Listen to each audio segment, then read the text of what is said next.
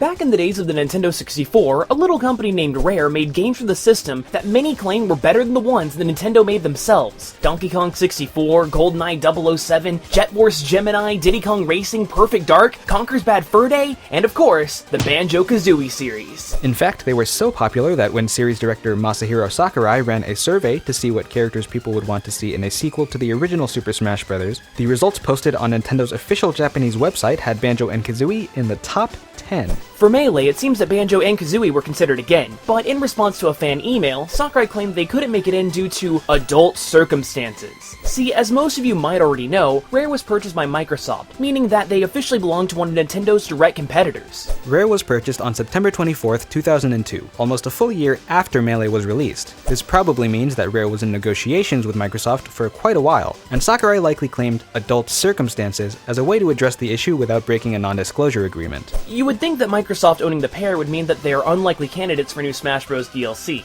That is, unless you look at a Twitter post from Phil Spencer, the head of Xbox. In response to a fan requesting they allow them in the game, Spencer said, quote, "I think it would be cool if Banjo was in the next SSB DLC. We've worked with Nintendo on Rare IP before, no issues. With all of that backstory out of the way, and a chance of this actually coming true, here's what we think Banjo-Kazooie's moveset would look like." Don't worry, there's none of that nuts and bolts garbage in here. That game should die in a fire. To start things off, their standard attack would be the Claw Swipe, Banjo's basic 3-hit combo from Banjo-Kazooie. This move was replaced by some Kazooie Pecks in the sequel, but we think this too closely resembles the Rat-a-tat Rap. Speaking of which, the Rat-a-tat Rap would be a perfect forward aerial. Their down aerial would have to either be the Beak Buster or its more powerful incarnation, the Bill Drill. I know it seems like every moveset we discuss has their down aerial as some sort of drop-down attack, but all of them just keep making sense for these characters. Their dash attack would be the forward roll. In the first game, Banjo performs a solo somersault, but in the sequel, it's more of a roll that Kazooie helps out with. It would be great if the dash attack was the 2E version with the forward dodge animation resembling the original. Fun fact, the name of the move is actually a real-life banjo term. When playing a banjo, a forward roll is a technique where the musician plays 3 notes in a basic progression, the loops between their thumb, index, and middle finger in that order. But now, let's talk about their specials. To start things out, their up special would be the Flight Pad. This would grant the duo temporary flight, kind of like Pit's Wings of Icarus up special from Brawl. Their side special could be the Beak Barge, a strong dashing attack that could be used to cover ground or just send opponents flying, something akin to Ike's or Fox's. Their neutral special would have to be Egg Firing, but it would be a bit complicated. See, in the first game there was just one kind of egg,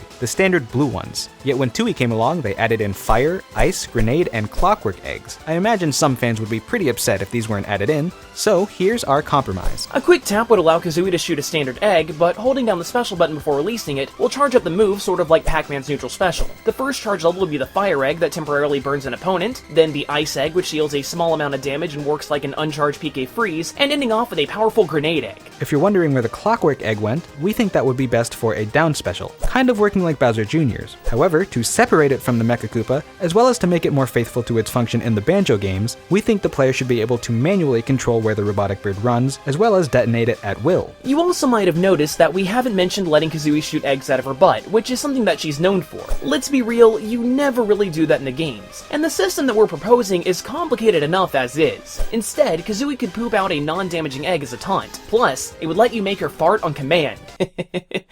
Farts. The next move on our docket has some interesting history to it as well. We'd like to see the Preagle Bash attack implemented as the duo's side smash. To unlock this move in Banjo-Tooie, you needed the Pink Mystery Egg, one of the items that was originally meant to be transferable from the first game via the Stop and Swap system. This system would allow players to transfer data from one N64 cartridge to another if they swapped it out quickly enough. Because of technical limitations, the feature was scrapped and the pink egg was added into Banjo-Tooie, where it acts as a simple collectible. For their up smash, the flat flip would be a great choice, quickly jumping into the air and damaging enemies. As for their down smash, a variation on Kazooie's wing whack could work well, spinning and hitting opponents' feet on both sides. In the Banjo games, Kazooie has 2 variations of the wing whack. The first one is the aforementioned spin, which happened when the player uses the attack while moving. When standing still, Kazooie will slap people with her wing. This version would be a great down tilt. If you couldn't tell by the footage and context clues, Banjo and Kazooie can separate in Banjo-Tooie, where they each have moves of their own. Banjo's moves all involve his backpack, with his main attack being the spinning Pack Whack. However, in the Game Boy Advance game Grunty's Revenge, the Pack Whack instead just slams in front of Banjo.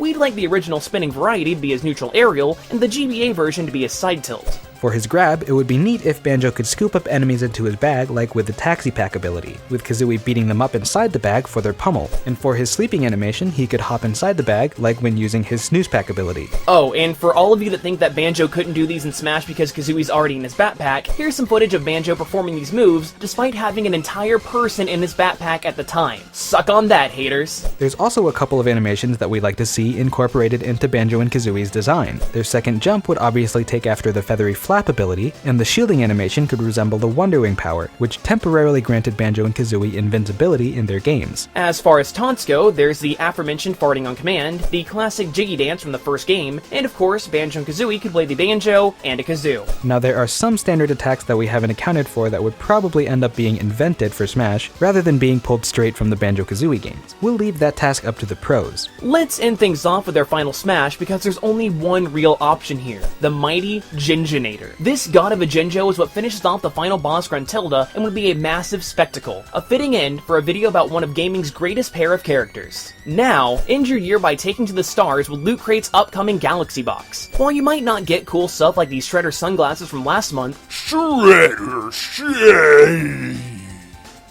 If you sign up by the 19th, you can get some exclusive merch from Star Wars The Force Awakens and Halo 5. This month's going to have an exclusive t-shirt and a pop figure, which is going to look great on my pop figure shelf. Just go to lootcrate.com/theorist and use the code theorist at checkout and save yourself 10% off. Shredder Shades. If you want more Smash goodness, click that little eye in the corner and check out the moveset history on all 3 of the links in the Smash Bros. Series. Or if you want another hypothetical video, click it and check out our ideas for a Shovel Knight moveset.